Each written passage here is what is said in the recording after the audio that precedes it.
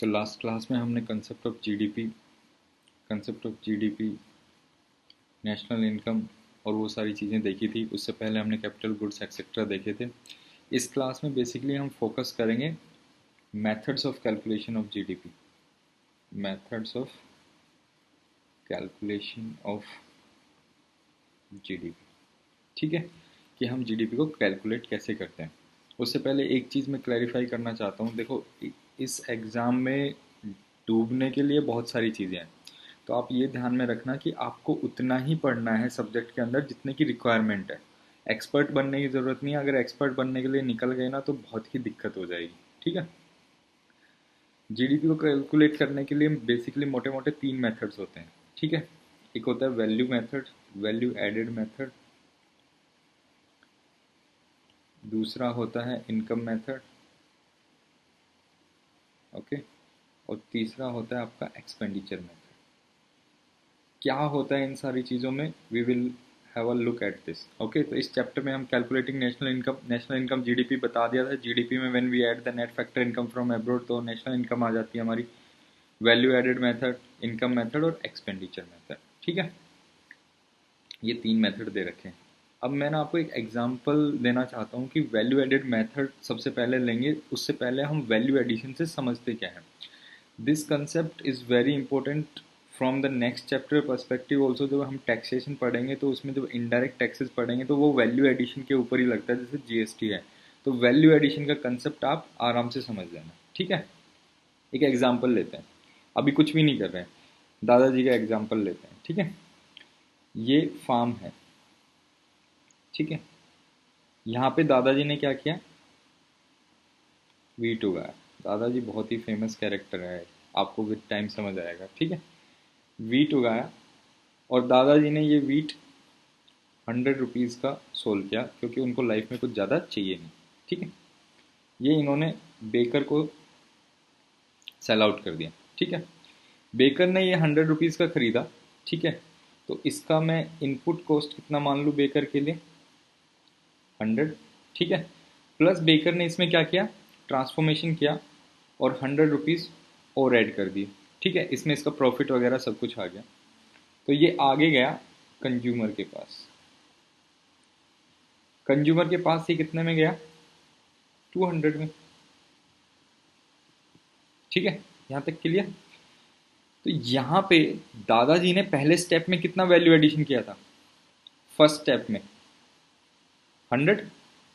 Clear, इसके लिए 100 जो था इनपुट कॉस्ट था, इसने वैल्यू एडिशन कितना किया, 100। ठीक है, और ये हो गया हमारा कंज्यूमर का, कंज्यूमर ने डायरेक्टली कंज्यूम किया। तो बेसिकली वैल्यू एडिशन क्या होता है कि जब आप कोई प्रोडक्ट लेते हो एज अ इंटरमीडिएटरी, वर्ड्स पे ध्यान देना, जब आप कोई प्रोडक्ट लेते हो एज अ इंटरमीडिएटरी प्रोडक्ट और उसमें कुछ ट्रांसफॉर्मेशन करते हो, कुछ प्रोसेसिंग करते हो, कुछ स्किल ऐड करते हो अपने, और उसके अंदर वैल्यू ऐड करते हो और फिर आगे सेल आउट करते हो, तो जो उस स्टेप पे आपने प्रोसेस किया है that is known as the value addition. तो जीडीपी कैलकुलेशन में क्या करते हैं, अब देखो जीडीपी की डेफिनेशन मैंने आपको क्या बताई थी, सिर्फ ये चीज ध्यान रखनी है, फाइनल गुड्स का final price produce with in the domestic territory, the goods final goods produce with in the domestic territory, the summation of the final prices of those goods is GDP. Clear है। अब हम एक time के लिए assume कर लेते हैं कि this is the only product, this bread is the only product which is being produced in the economy. अगर मैं ये मान के चलूँ कि this is the only product, तो क्या होगा कि इसकी फाइनल वैल्यू लेंगे, फाइनल वैल्यू कितनी आ गई, 200 रुपीज़। तो मेरा जीडीपी कितना हो गया, 200। क्लियर है। तो वैल्यू एडिशन मेथड में क्या करते हैं कि हर स्टेप पे, ये फर्स्ट स्टेप था, ये सेकंड स्टेप था, हर स्टेप पे जितना वैल्यू एडिशन हुआ है उसको आप सम कर दो। यहाँ पे 100 हुआ था, यहाँ पे 100 हुआ था, इनको मैं सम कर दूँ तो क्या हो जाएगा, 200। तो वो वैल्यू एडिशन मेथड यही कहता है कि the value added at each step, you summarise that, you sum up that and you will get the GDP. बताओ मेरा जीडीपी आ गया कि नहीं आ गया। क्लियर है। आई डोंट थिंक कि इसमें कोई कंफ्यूजन या कुछ होना चाहिए, सिंपल सा मेथड है। ठीक है, ये मैंने डेफिनेशन दे दी आपकी रेफरेंस के लिए। Gross value added by all producing enterprises, यहाँ पे ऑल प्रोड्यूसिंग एंटरप्राइजेज कौन थे, एक तो दादाजी थे और दूसरा क्या था, बेकर था, ठीक है, within the domestic territory of a country during a period of this thing. और ये जो वैल्यू एडिशन होगा ना, this will always be equal to your market price. ये इसने यहाँ पे लिखा भी है, market value of final goods and services produce in the economy during the period of this, ठीक है, इसके मार्केट वैल्यू के इक्वल होगा। ये डेफिनेशन दे दिया आपकी रेफरेंस के लिए, ठीक है, ये एग्जाम्पल है, ठीक है। अब बात आती है कि यहाँ पे एक इश्यू आता है, ये सेम एग्जाम्पल मैंने आपको दिया है, ठीक है, कि एक डबल काउंटिंग का इश्यू आ सकता है। फॉर एग्जाम्पल हम सेम चीज़ लेते हैं, दादाजी वाला, यहाँ पे थे दादाजी, ठीक है, ये हो गया बेकर और ये हो गया कंज्यूमर। तो वो क्या बोलता है कि दादाजी ने वैल्यू एडिशन किया था 100 रुपए का, बेकर ने भी किया था 100 रुपए का, और इसको सेल किया था 200 रुपए का। अगर मैं जीडीपी, मैंने क्या बताया, जीडीपी क्या है आपका, final value of all final goods with in domestic territory, ठीक है। तो उसमें क्या करेगा कि कंज्यूमर के लिए ये फाइनल गुड है, लेकिन अगर वो काउंट करने बैठेगा तो इसको अगर उसने फाइनल गुड मान लिया या इसको इसने फाइनल गुड मान लिया, तो वो क्या करेगा कि 100 रुपीज तो यहाँ पे ऐड करेगा, प्लस 200 ये हो गया, तो मेरा टोटल जीडीपी कितना आ गया, 300 रुपये आ गया ना। तो इसमें अगर आप देखोगे तो 100 रुपये तो यही वाला प्रोडक्ट था, और 100 का इसने जो है वैल्यू एडिशन किया है, तभी तो 200 बना है ना। तो ये 100 जो है यहाँ पे भी काउंट हो गया, और ये 100 जो है यहाँ पे भी काउंट हो गया। तो टोटल क्या हुआ मेरा, डबल काउंटिंग होगी, डबल काउंटिंग होगी। तो इस डबल काउंटिंग को हम अवॉइड कैसे करेंगे, तो उसके लिए दो मेथड हैं to avoid the double counting. Double counting avoid करने के लिए क्या मेथड है, या तो मैं सिर्फ फाइनल गुड्स जो है, जो फाइनल आउटपुट है, सिर्फ उसकी वैल्यू ले लूं, only considering the final output, या फिर हर स्टेप पे जो वैल्यू एडिशन हुआ है सिर्फ उसको मैं कर लूं और इंटरमीडिएट गुड्स को हटा दूं, value added at each step. तो मेरा डबल काउंटिंग का प्रॉब्लम हट जाएगा कि नहीं हट जाएगा, क्लियर है। एक एग्जांपल भी देख लेते हैं इसका, एक बार मैं बता देता हूँ वैल्यू एडेड मेथड क्या है। Sum total of value added by all the producing unit, ठीक है, सेम ही चीज यहाँ पे लिखी हुई है। फाइनल आउटपुट में only final goods and services to be considered in the estimation of GDP, clear है। अब देखो एक एग्जांपल देखते हैं, ये वाला ट्री वाला, ठीक है। एक ट्री है, दादाजी ने एक ट्री उगाया है, ठीक है, 2,000 रुपए का, ठीक है। उसको उसने आगे क्या किया, एक कारपेंटर को, प्लाईवुड वाले को सेल कर दिया, ठीक है। तो यहाँ पे दादाजी ने उगाया था, पहले इसकी वैल्यू 0 थी, तो दादाजी ने वैल्यू एडिशन कितना किया, 2,000 का, ठीक है। इसने 2,000 का खरीदा, प्लस 3,000 इसमें ऐड किया, और आगे इसको सोल्ड आउट कर दिया 5,000 का, ठीक है, 5,000 का। सपोज ये कंज्यूमर है, बड़ा एग्जांपल नहीं लेते, ठीक है।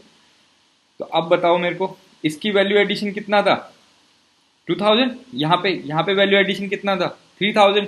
तो अगर डबल काउंटिंग अवॉइड करना है तो मैं सिर्फ वैल्यू एडिशन काउंट करूंगा, यहाँ पे 2,000, यहाँ पे 3,000, 2,000 प्लस 3,000 क्या आ गया मेरा, 5,000 आ गया कि नहीं आ गया, क्लियर है। यहाँ पे इसने 5,000 कंज्यूमर को भेजा है, ये फाइनल वैल्यू है। तो value added is equal to the market value of final goods. तो बेसिकली एक सिंपल सी बात है, या तो मैं इस चीज को काउंट कर लूं या वैल्यू एडिशन को काउंट कर लूं, तो मेरा डबल काउंटिंग का प्रॉब्लम जो है सोल्व हो जाएगा, ठीक है, क्लियर है इतनी बात। अब देखो वैल्यू एडेड मेथड ये हो गया है। यहाँ पे एक छोटी सी चीज़ है कि वैल्यू एडेड आप कैसे निकालोगे, जो वैल्यू ऑफ आउटपुट होगा उसमें से इंटरमीडिएट गुड्स माइनस कर देंगे, तो वो मेरा फाइनल जो है ये वाला value of output minus value of intermediate goods, तो मेरा फाइनल वैल्यू एडेड आ जाएगा, ठीक है। जैसे मान लो यहाँ पे ये था क्या नाम है, 3,000, 5,000 था, 5,000 का सेल किया, इसके लिए इंटरमीडिएट गुड्स कितना था, 2,000। तो 5,000 में से 2,000 अगर मैं सब्ट्रैक्ट कर दूंगा तो 3,000 क्या आ जाएगा मेरा, value addition by that particular unit आ जाएगा, क्लियर है। सेकंड मेथड पे आते हो, फर्स्ट मेथड की तरह ही कंसेप्ट समझ लो, सेकंड मेथड भी इजी हो जाएगा। इनकम मेथड, इनकम मेथड, ठीक है। इनकम मेथड में एक चीज ध्यान रखनी है, we only and only counter factor incomes. सिर्फ और सिर्फ हम फैक्टर इनकम्स काउंट करते हैं। अब आ जाओ, फैक्टर इनकम्स काउंट मैंने इसलिए बोला था कि अपने कंसेप्ट क्लियर रखना। फैक्टर इनकम्स कहां से आती हैं? Four factors of production. Four factors of production क्या क्या थे? एक तो जमीन थी जो दादाजी के पास थी, और दादाजी ही उसमें काम करते थे, ठीक है, और दादाजी ही उसमें पैसा लगाते थे, लैंड लेबर कैपिटल, और दादाजी की ही स्किल थी, तो बिजनेस। ठीक है। लैंड से क्या आ रहा था हमें? रेंट आ रहा था। लेबर से क्या आ रहा था? वेजेज आ रहा था। कैपिटल से क्या आ रहा था हमारा? इंटरेस्ट आ रहा था। और बिजनेस से क्या आ रहा था हमारा? प्रॉफिट आ रहा था। इनकम मेथड क्या कहता है कि अगर हम ये चारों को ऐड कर दें, ये फैक्टर इनकम होगी, अगर हम इन चारों को ऐड कर दें तो भी हमारा जीडीपी आ जाएगा at the factor cost. Example देखते हैं, सेम एग्जाम्पल ले रहा हूं मैं, ठीक है। यहाँ पे फार्मर है दादाजी, और यहाँ पे बेकर है, और यहाँ पे कंज्यूमर है, ठीक है। इन्होंने 100 रुपए का वीट ग्रो किया, ठीक है, और यहाँ पे सेल किया। जब इन्होंने वीट ग्रो किया तो इनको वेजेस मिलेगी जो काम किया है फार्म के ऊपर। तो यहाँ पे ग्रैंडफादर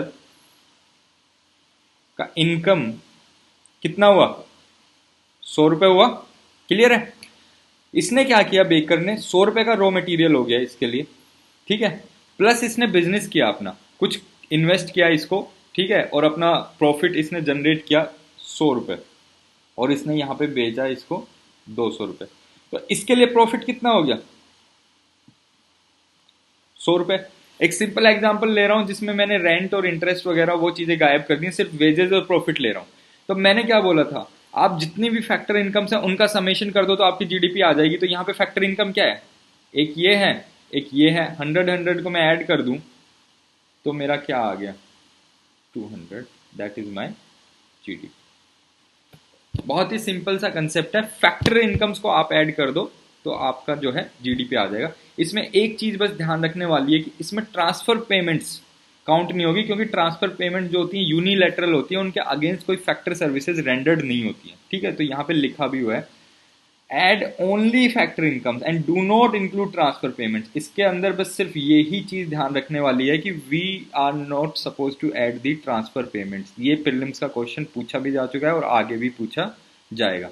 और ऑफ कोर्स इलीगल एक्टिविटीज की तो काउंटिंग होती नहीं है ना, because that not a part of the organised economy, ठीक है। यहाँ पे ये सेम चीज है, ये फैक्टर इनकम्स है, ठीक है। मिक्स्ड इनकम मैंने बताया था पीछे भी कि जब आप खुद ही की लैंड होती है, खुद ही मतलब आप कहीं पे नहीं कर रहे हो, आपका खुद का बिजनेस है, सेल्फ एम्प्लॉयड है, तो उस वाले इनकम को अलग सेग्रीगेट नहीं करते हैं और उसको मिक्स्ड इनकम बोल देते हैं, ठीक है। ये इसने वो सेकंड क्लास का net factor income national income में कन्वर्ट कर रखा है। तीसरा आ जाओ एक्सपेंडिचर मेथड। एक्सपेंडिचर मेथड में क्या है, उससे पहले आप एक चीज समझ लो, ठीक है। अगर इकोनॉमी है, उसके अंदर कोई भी गुड्स या फिर for that matter service produce हो रहा है, तो उसकी क्या पॉसिबिलिटी हो सकती है कि उसको कौन बाई करेगा? पहला, प्राइवेट कंजम्पशन हो जाए। प्राइवेट कंजम्पशन का मतलब है कि अगर एक चिप्स का पैकेट प्रोड्यूस हुआ है, so I can directly buy it. दूसरा क्या कर सकता है? गवर्नमेंट बाई कर सकती है, गवर्नमेंट कंजम्पशन, ठीक है, तो गवर्नमेंट एक्सपेंडिचर होगा। तीसरा क्या है? मेरा इन्वेस्टमेंट। मैंने लैंड है दादाजी की, हाईवे के ऊपर आ गई है, अब प्राइसेस बढ़ गए हैं, दादाजी बेचना चाहते हैं, मैं इन्वेस्ट कर दूं। या फिर दादाजी बोल रहे हैं कि apply the financial principles, highway की लैंड में इन्वेस्ट करना है, तो ये हो गया मेरा कैपिटल इन्वेस्टमेंट। इन्वेस्टमेंट एक्सपेंडिचर मतलब मैं पैसा कहाँ पे खर्च कर सकता हूँ, ठीक है। या फिर मैं क्या कर सकता हूँ? एक्सपोर्ट कर सकता हूँ। भाई इकोनॉमी के अंदर जो गुड्स प्रोड्यूस हुआ है उसकी ये ही तो चार पॉसिबिलिटी हो सकती है ना, या तो मैं कंज्यूम कर लूँ, या गवर्नमेंट कंज्यूम कर ले, या मैं इन्वेस्ट कर दूँ, या फिर मैं उसको एक्सपोर्ट कर दूँ, ठीक है। तो इसके ऊपर जो खर्चा आ रहा है ना, जो एक्सपेंडिचर मैं टोटल कर रहा हूँ, अगर मैं उसका समेशन कर दूं, अगर मैं उसको ऐड कर दूं, तो this will be my total expenditure. Total expenditure देखो ध्यान से देखना, total expenditure on final goods produced with in domestic territory. तो ये मेरा क्या दे देगा मेरे को, जीडीपी दे देगा। क्लियर है? ठीक है, अब एक एग्जांपल लेते हैं। एग्जाम्पल कंसेप्ट क्लियर रखना, एग्जाम्पल से समझना, ठीक है। यहाँ पे एक ट्री है, ठीक है, इससे प्लाईवुड बनाया, ओके, और इससे 10 चेयर्स बनी टोटल, ठीक है। यहाँ पे ट्री 100 रुपीज़ का सोल्ड आउट हुआ, 100 प्लस इसने 9, सपोज करो ये 9 चेयर्स है, सॉरी 10 चेयर्स ही कर लो, 10 चेयर्स है, और इसने 900 का वैल्यू एडिशन किया, और 10 चेयर्स का प्राइसेस हो गया 1000, ठीक है। इस 1000 में से एक्सपोर्ट कर दी मैंने 5 चेयर्स, ठीक है, 5 चेयर्स एक्सपोर्ट कर दी मैंने 500 की, और 5 चेयर्स मैंने डोमेस्टिक में सोल्ड आउट कर दी, ये भी 500, ठीक है। अब देखो टोटल एक्सपेंडिचर मेरे को काउंट करना है, ठीक है, टोटल एक्सपेंडिचर मेरे को काउंट करना है। तो बेसिकली ये है कि जो गुड्स जहां पे कंज्यूम हो रहे हैं उस पॉइंट को पकड़ेंगे हम, ठीक है। तो टोटल आउटपुट क्या था, पहले तो इस चीज को देख लो।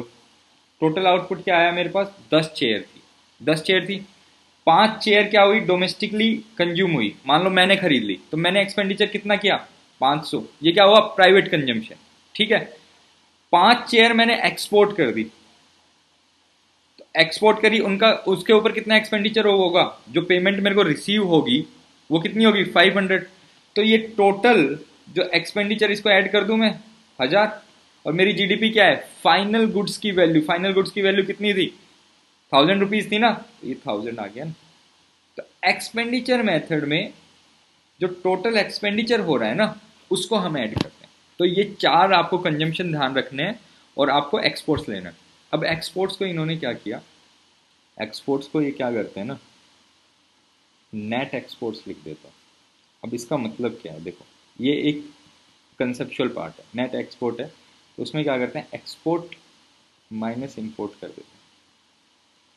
अब क्या होता है ना, जैसे मान लो सेम एग्जांपल लेते हैं, 5000, 5000 का मैंने एक्सपोर्ट किया चेयर, और 5000 मेरे पास क्या आ रहा है, पैसा बाहर से आ रहा है, जो एक्सपेंडिचर आउटसाइड वाला कर रहा है। मैंने क्या बोला था, expenditure on the goods produce with the economy 5000 हो रहा है, ठीक है। लेकिन कुछ चीज़ें ऐसी हैं जो मैं गुड्स बाहर से मंगवा रहा हूँ, और I am also sending the money out, ठीक है। जैसे मान लो 1000 रुपीज़ है, तो ये तो मेरा 4000 हो जाएगा, तो मेरे पास एक क्लियर पिक्चर नहीं आएगी। लेकिन आप ये सोचो ना कि जो ये गुड्स इकोनॉमी में आ रहा है, इसके ऊपर भी तो somebody विल बाई इट ना।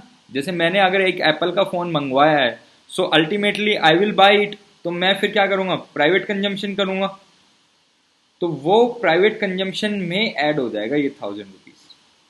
तो अल्टीमेटली ये 4000, और ये कन्वर्ट होके 1000, तो ये मेरा क्या आ जाएगा, 5000। ये एक इजी कैलकुलेशन के लिए रखते हैं, तो आपको ये कंसेप्चुअल अंडरस्टैंडिंग होना चाहिए कि why we are taking it as a net export. Clear है? यही चीज़ यहाँ पे लिखी है, national income through expenditure method में private final consumption expenditure, government final consumption, ठीक है। कैपिटल फॉर्मेशन में इन्वेस्टमेंट जो मैंने बताया था, इन्वेंट्री और कैपिटल दोनों।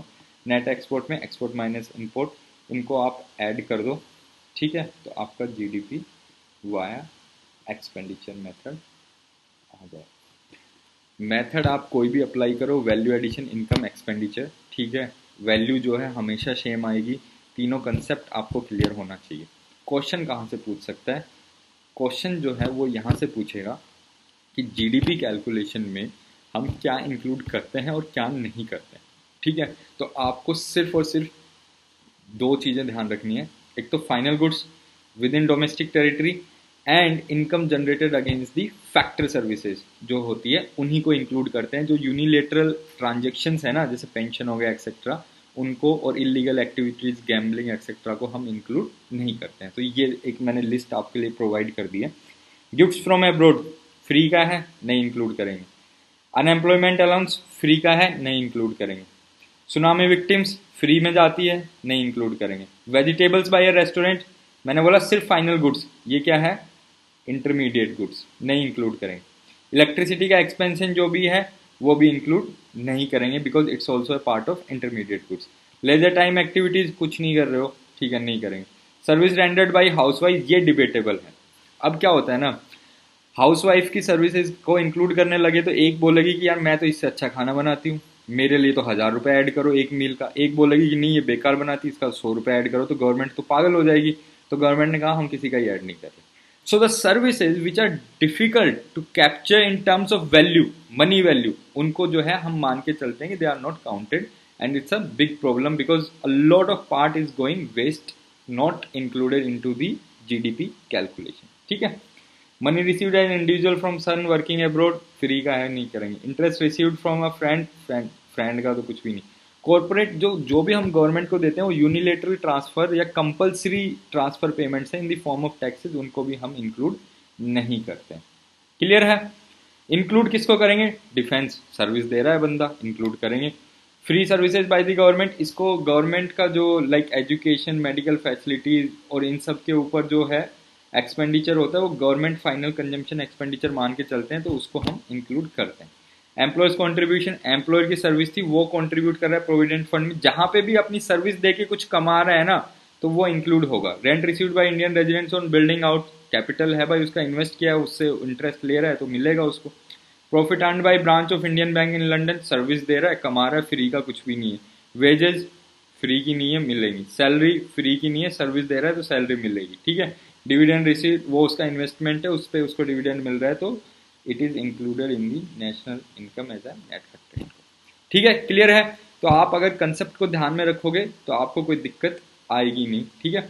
ये पीडीएफ आप वी असिस्ट चैनल से ले सकते हैं। ठीक है, I will upload there and I hope it's clear. GDP का जो क्लासेस हैं वो ऑलमोस्ट ख़त्म हो गई हैं, कैलकुलेशन हमने देख लिया है। नेक्स्ट क्लास में हम मनी का कंसेप्ट देखेंगे और फिर बैंकिंग की तरफ चलेंगे।